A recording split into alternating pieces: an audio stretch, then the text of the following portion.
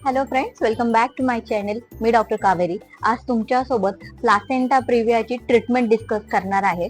माझी एक फ्रेंड आहे, तिने मला कमेंट सेक्शन मध्ये रिक्वेस्ट केली आहे त्याच्यासाठी, म्हणून हा व्हिडिओ तिच्यासाठी. प्लासेंटा प्रिव्हिया ही कंडिशन एक्झॅक्टली काय असते हे मी माझ्या आधीच्या व्हिडिओज मध्ये एक्सप्लेन केलेलं आहे. त्याप्रमाणे त्याची ट्रीटमेंट ठरते. जर तुमच्या अर्ली प्रेग्नन्सी मध्ये प्लासेंटा प्रिव्हिया डिटेक्ट झाला तो सोनोग्राफी मध्ये समजतो. त्याला स्लो लाईन प्लासेंटा असे म्हणतात.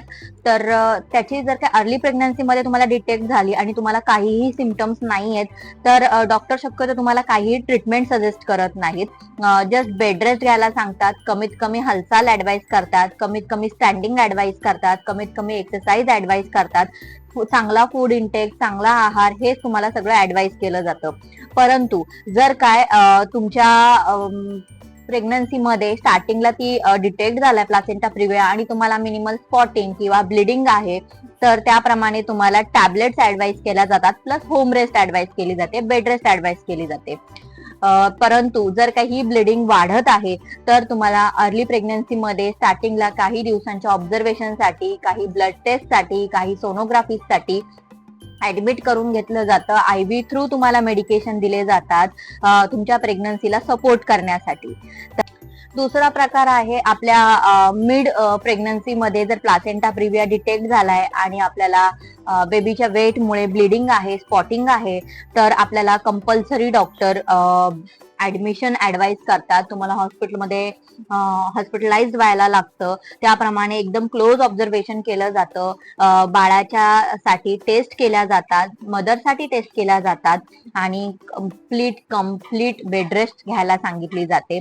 कारण डॉक्टरचा गोलच हा असतो की आपल्याला 9 महिन्यापर्यंत कसंही करून प्रेग्नेंट ठेवायचंय, जेणेकरून आपल्या बेबीचे लंग्स मॅच्युअर होतील आणि अर्ली प्रेग्नन्सी मध्ये ते तुम्हाला अर्ली डिलिव्हरी होणार नाही किंवा प्रीमॅच्युअर बेबी बॉर्न होणार नाही, ही त्यांना काळजी घ्यायची असते. म्हणून ते तुम्हाला शक्यतो जास्तीत जास्त बेड रेस्ट सांगतात, जेणेकरून जास्त पोटावरती तुमच्यावरती स्ट्रेन येऊन अर्ली डिलिव्हरी होणार नाही.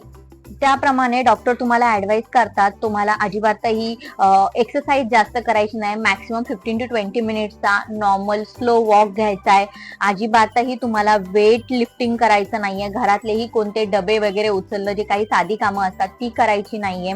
फार जास्त ताण येईन स्वतःवरती असा काही स्ट्रेस घ्यायचा नाहीये. त्यानंतर वजायनल एक्झामिनेशन, जे डॉक्टर जनरली प्रेग्नन्सी मध्ये करतात, तेही डॉक्टर ऍडवाइस करत नाहीत किंवा स्वतःही ते करत नाहीत. सेक्शुअल इंटरकोर्स कंपल्सरी अवॉइडही करायला सांगितलेलं आहे. असे काही मिनिमल काळजी आपल्याला घरी घ्यायला सांगितली जाते. तसेच जर तुम्हाला जर डिटेक्ट झालाय मिड प्रेग्नन्सी मध्ये प्लासेंटा प्रिव्हिया, तर तुमच्या 36 ते 37व्या आठवड्यात 36 to 37 वीक यामध्ये डॉक्टर तुम्हाला अॅम्निओसिंथेसिस म्हणजेच अॅम्निओटिक फ्लुइडची टेस्ट करायला सांगितली जाते. त्यामध्ये पोटातलं जे पाणी आहे ते काढून त्याची टेस्ट केली जाते. त्याच्यामध्ये बाळाची लंग मॅच्युरिटी समजली जाते. मग त्यानुसार तुम्हाला ऍडवाइस केलं जातं की प्रेग्नन्सी मध्ये डिलिव्हरी कधी आपण करू शकतो किंवा कधी नाही झाली पाहिजे, हे सगळं तुमच्याशी डिस्कस केलं जातं.